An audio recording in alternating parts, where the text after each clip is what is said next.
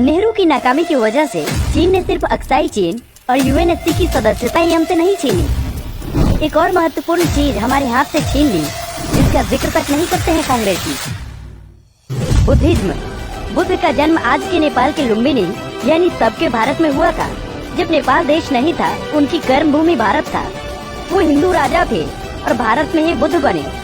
भारत से ही बुद्धिज्म पूरी दुनिया में फैला, इसलिए भारत ही असल मायने में बुद्ध और बुद्धिज्म की जननी है। कांग्रेसी पीएम चाहते तो बुद्धिज्म का इस्तेमाल करके साउथ एशियाई देशों से गहरे संबंध स्थापित कर सकते थे। नेहरू ने एशिया नीति और इंदिरा ने स्माइलिंग बुद्धा बोल के इसे छोड़ दिया और चीन ने इसे पकड़कर पुरजोर तरीके से इस्तेमाल किया, जबकि चीन तो एक नास्तिक देश है। विदेश नीति के नजरिए से क्यों महत्वपूर्ण है बुद्धिज्म? पूरी दुनिया की 7% आबादी बौद्ध धर्म का पालन करती है और ऐसे 7 देश हैं जो कि हमारे ही पड़ोसी देश हैं, जहां बौद्ध धर्म प्रमुख धर्म है। लेकिन 16 से 18 देश हैं जहां बौद्ध धर्म को मानने वाले लोगों की संख्या बहुत अधिक है। लेकिन अफसोस, नेहरू से लेकर सोनिया गांधी तक किसी ने इसकी रणनीतिक अहमियत को समझने का प्रयास ही नहीं किया। मोदी सरकार इस बात को समझते हुए बौद्ध धर्म को सम्मानित भी कर रही है और उसे रणनीतिक रूप से इस्तेमाल भी कर रही है एशियाई देशों के साथ गहरे संबंध बनाने में, क्योंकि बोध गया बुद्धिज्म के लिए उतना ही महत्वपूर्ण है जितना मक्का मुसलमानों के लिए। मोदी सरकार बोध गया में बुद्ध सर्किट का निर्माण करा रही है। चीन ने कैसे यूज किया? चीन ने स्व घोषित कर दिया है कि वो बौद्ध धर्म का सबसे बड़ा पालक है, लेकिन सच्चाई ये है कि बुद्धिज्म चीन में नहीं था बल्कि तिब्बत में था, जिस पर चीन ने अवैध रूप से 1950 के नेहरू काल में अतिक्रमण कर कब्जा कर लिया और तिब्बतियों की लाख गुजारिशों के बावजूद नेहरू ने उठ तक नहीं किया। भारत ने तिब्बती गुरु दलाई लामा और उनकी सरकार के निर्वासितों को तो भारत में जगह दी, लेकिन बौद्ध धर्म से अपने आप को नहीं जोड़ सके, न ही कोई राजनीतिक फायदा उठा सके। जबकि चीन ने मुकाबला करने के लिए भी बौद्ध धर्म का इस्तेमाल किया।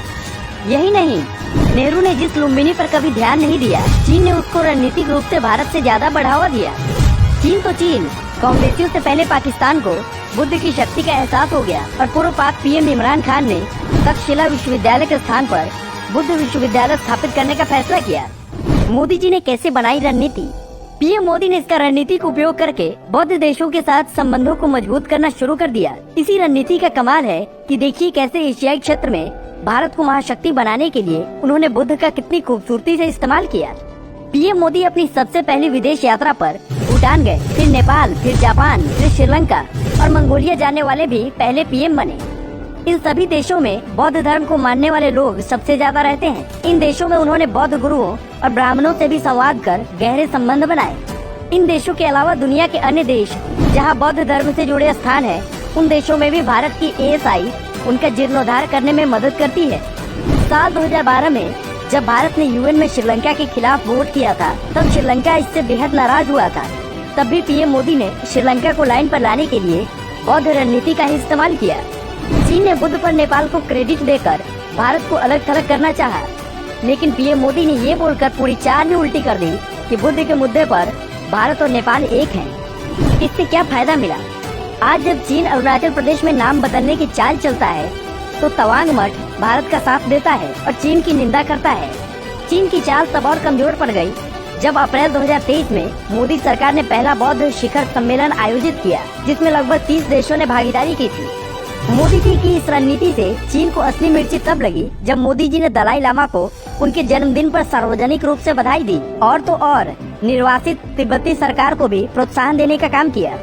तब दिल्ली में स्थित चीनी एम्बेसी ने कई बार अपनी नाराजगी दर्ज की, लेकिन मोदी सरकार ने साफ कह दिया कि अगर तुम हमारे बॉर्डर की इज्जत नहीं करोगे, लद्दाख और अरुणाचल पर अपना हक जताने की कोशिश करोगे, तो हम भी तिब्बत, जिसे नेहरू ने चीन को हथियाने दिया था, उसका समर्थन करेंगे। अफगानिस्तान पर तालिबान के अधिकार ने एक बात साबित कर दी है कि धर्म, संस्कृति, इतिहास और अमेरिकी हथियारों से ज्यादा ताकतवर है। मोदी जी इस बात को जानते हैं, इसलिए बौद्ध एशियाई देशों में भारत को रणनीतिक लाभ दिलाने के लिए खूबसूरती से इस्तेमाल कर रहे हैं। मोदी जी के प्रयासों से अब ये बौद्ध देश भारत के साथ खड़े हैं और चीन लगभग हाशिए पर चला गया है। बौद्ध धर्म दुनिया के लिए एक भारतीय विरासत है। पिछले कांग्रेसी नेताओं ने इस विरासत को नजरअंदाज कर दिया, लेकिन मोदी जी इस विरासत का खूबसूरती से इस्तेमाल कर रहे हैं।